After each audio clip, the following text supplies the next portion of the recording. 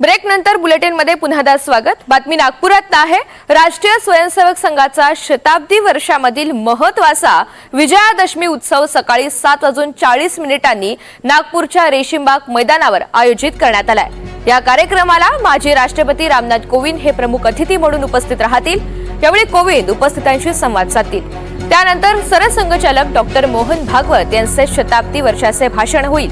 यावेळी मुख्यमंत्री देवेंद्र फडणवीस, केंद्रीय मंत्री नितीन गडकरी यांच्यासह देश विदेशातील अनेक पाहुणे उपस्थित राहतील। स्वयंसेवकांचे शारीरिक प्रात्यक्षिक शस्त्रपूजन कार्यक्रम सुद्धा संपन्न होणार आहे। संजय तिवारी आपल्या सोबत आहेत। अधिकची माहिती त्यांच्याकडून जाणून घ्यात। संजय, शताब्दी वर्ष आहे आणि थोड्याच वेळात या कार्यक्रमाला सुरुवात होईल, कशी तयारी आहे?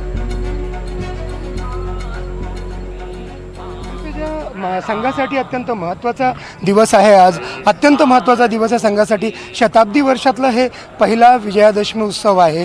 रेशीमबाग मैदानावरती जय्यत तयारी दिसते आहे। कडकोट सुरक्षा व्यवस्था आहे आणि जो स्टेज आहे त्या स्टेजवरती ओळी लिहिलेल्या आहेत, संघ चरण बढ़ रहे, म्हणजे संघाची निरंतर प्रगती होते। त्याशिवाय त्याखाली शस्त्रेण रक्षिते राष्ट्र शास्त्र चिंता प्रवर्तते अशी एक संस्कृतमध्ये ओळ लिहिलेली आहे, ज्याचा अर्थ म्हणजे शस्त्रांद्वारे राष्ट्राची सुरक्षा होते आणि शास्त्रांद्वारे राष्ट्राच्या समस्यांचं समाधान होतं असं लिहिलेलं आहे। त्या खाली वेगवेगळे शस्त्र ठेवलेले आहेत। आज विजयादशमी आहे। शस्त्राचं पूजन संघाच्या विजयादशमी उत्सवात केलं जातं। त्यामध्ये विविध प्रकारच्या विविध मुठीच्या तलवारी आहेत, गुप्ती आणि बाकीचे असे जे तीक्ष्ण शस्त्र आहेत ते आहेतच। आणि त्याशिवाय ढाली आहेत आणि मुख्य म्हणजे स्वदेश निर्मित ड्रोन तिथे ठेवण्यात आलेला आहे। आणि स्वदेश निर्मित पिनाक ही जी मिसाईल आहे त्या मिसाईलची एक प्रतिकात्मक एक प्रतिकृती तिथे ठेवण्यात आलेली आहे। त्याचं पण शस्त्रपूजन मध्ये समावेश करण्यात आलेला आहे। आणि माझ्या मागे आपण जर बघू शकलात तर इथे 7,000पेक्षा जास्त गणवेशधारी स्वयंसेवक प्रात्यक्षिकाला तयार आहेत आणि त्यांच्या समोर घोष पथक आहे। यावेळेस घोष पथक वेगवेगळ्या आपल्या रचना ज्या आहेत ते सादर करणार आहेत। त्यापैकी 2 रचना त्यांना स्वतः सरसंघचालक डॉक्टर मोहन भागवत यांनी सुचवलेल्या आहेत आणि त्यांच्याकडनं तयार करून घेतलेल्या आहेत असं सांगण्यात येत आहे। घोष पथकाबद्दल एक जर महत्त्वाची माहिती सांगता आली तर स्वतः सरसंघचालक डॉक्टर मोहन भागवत एकेकाळी घोष पथकात उत्कृष्ट कार्यकर्ते मानले जायचे। 7,000पेक्षा गणवेशधारी स्वयंसेवक इकडे आहेत, तर त्याच्या बाजूला आपण पाहू शकतो मंडपाखाली तिथे आपण पाहू शकतो कितीतरी गणवेशधारी स्वयंसेवक तिथे वेगवेगळ्या वयोगटाचे तिथे खुर्च्यांवर बसलेले दिसत आहेत। आणि हे सगळे जर मिळाले तर सुमारे 21,000पेक्षा जास्त गणवेशधारी स्वयंसेवक या मैदानावर आत्ता या क्षणी आहे असं सांगता येईल, असं संघाच्या सूत्रांकडनं सांगितलं जात आहे।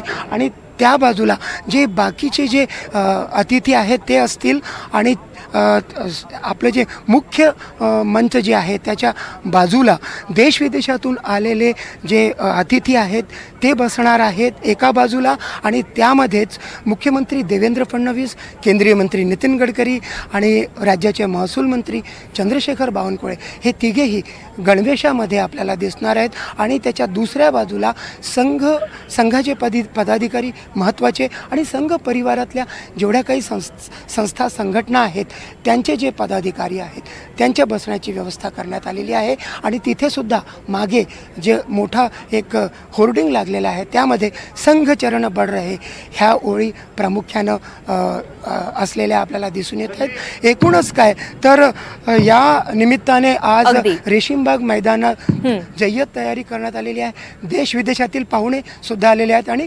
कडेकोट सुरक्षा व्यवस्था आहे। बरोबर आहे। आरएसएसचा हा मेळावा आहे, दसरा मेळावा आहे आणि खास म्हणजे शताब्दी वर्ष आहे, त्या निमित्तानं मोहन भागवत काय बोलणार याकडे लक्ष असेल।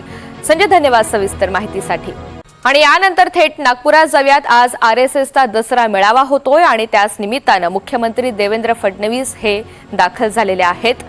आज विजयादशमी मेळावा होतोय आणि त्याच निमित्तानं मुख्यमंत्री देवेंद्र फडणवीस हे या कार्यक्रमात सहभागी होण्यासाठी पोहोचले। नितीन गडकरी सुद्धा थोड्याच वेळात सहभागी होणार आहेत। यंदाचं शताब्दी वर्ष आहे आणि त्यामुळे विशेष असं महत्त्व प्राप्त झालेलं आहे RSSच्या दसरा मेळाव्याला. 7:40 या संपूर्ण कार्यक्रमाला सुरुवात होणार आहे. दरम्यान आजच्या या कार्यक्रमातनं शताब्दी वर्ष असताना डॉक्टर मोहन भागवत काय संबोधन करतात हे पाहणं महत्त्वाचं असेल. देशविदेशातील इतर महत्त्वाच्या पाहुण्यांना सुद्धा आजच्या कार्यक्रमाचं आमंत्रण देण्यात आलेलं आहे. थोड्याच वेळात स्वयंसेवकांच्या प्रदर्शनाला आणि सादरीकरणाला सुरुवात होईल आणि त्यानंतर महत्त्वाच्या लोकांची भाषणं सुद्धा होतील. तसंच रामनाथ कोविंद सुद्धा या कार्यक्रमाला उपस्थित राहणार आहेत अशी माहिती मिळते. उपस्थितांशी ते संवाद साधणार आहेत आणि त्यानंतर कार्यक्रमातील भाषणांना सुरुवात होईल. मुख्यमंत्री देवेंद्र फडणवीस आहेत, नितीन गडकरी या कार्यक्रमासाठी सध्या उपस्थित आहेत. त्यामुळे चंद्रशेखर बावनकुळे सुद्धा आपल्याला पाहायला मिळत आहेत आणि डॉक्टर मोहन भागवत हे आजच्या या मेळाव्यातनं नेमका काय उपदेश करणार हे पाहायचंय. संघाचा विजयदशमी उत्सव आणि त्या निमित्तानं जय्यत अशी तयारी नागपुरात पाहायला मिळते. नागपूरच्या व्यतिरिक्त पुणे आणि नाशिक या ठिकाणी सुद्धा तयारी करण्यात आलेली आहे. पथसंचलन तिथे सुद्धा करण्यात आलेलं आहे. शताब्दीचं वर्ष असल्यामुळे गेल्या काही दिवसांपासून सातत्यानं संघाचे कार्यक्रम आपल्याला राज्यभरात महत्त्वाच्या ठिकाणी पाहायला मिळतात. आज मात्र दसरा असल्यामुळे दसरा मेळावा आहे आणि त्याच निमित्तानं भव्य दिव्य असा हा कार्यक्रम दरवर्षी होत असतो. मुख्यमंत्री देवेंद्र फडणवीस, मंत्री नितीन गडकरी हे या कार्यक्रमामध्ये सहभागी झालेले आहेत. मंत्री चंद्रशेखर बावनकुळे सुद्धा आहेत.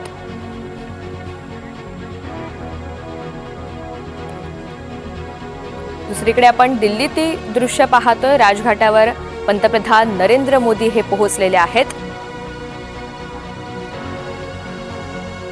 नितीन गडकरींसह मुख्यमंत्री देवेंद्र फडणवीस यांचीही उपस्थिती पाहायला मिळते. सध्याची ही नागपूर आणि दिल्लीची लाईव्ह दृश्य आहेत. एकीकडे संघाचा विजयदशमी उत्सव हा मेळावा आणि दुसरीकडे दिल्लीमध्ये राजघाटावर पंतप्रधान नरेंद्र मोदी हे पोहोचलेले आहेत. आज विविध दसरा मेळावे होत असतानाच संघाच्या मेळाव्याकडे विशेष लक्ष असेल. त्याचं कारण म्हणजे यंदाचं शताब्दी वर्ष. शताब्दी वर्षात प्रवेश केल्यानंतर होणारा हा पहिलाच महत्त्वाचा आणि मोठा असा हा मेळावा आहे.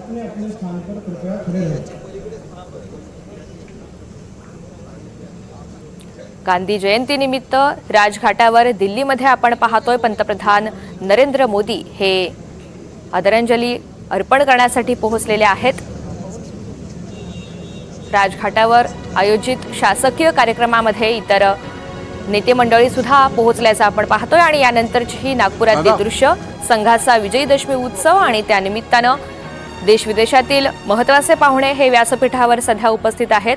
नागपुरात संघाचा हा विजयदशमी मेळावा आणि 7:40 पथसंचलन आणि इतर सादरीकरणाला सुरुवात होईल. त्यानंतर उपस्थितांपैकी महत्त्वाच्या लोकांची भाषणं होतील. त्यानंतर डॉक्टर मोहन भागवत यांचं भाषण होणार आहे आणि स्वयंसेवकांना ते यंदाच्या भाषणातून काय उपदेश करतात हे पाहणं महत्त्वाचं असेल.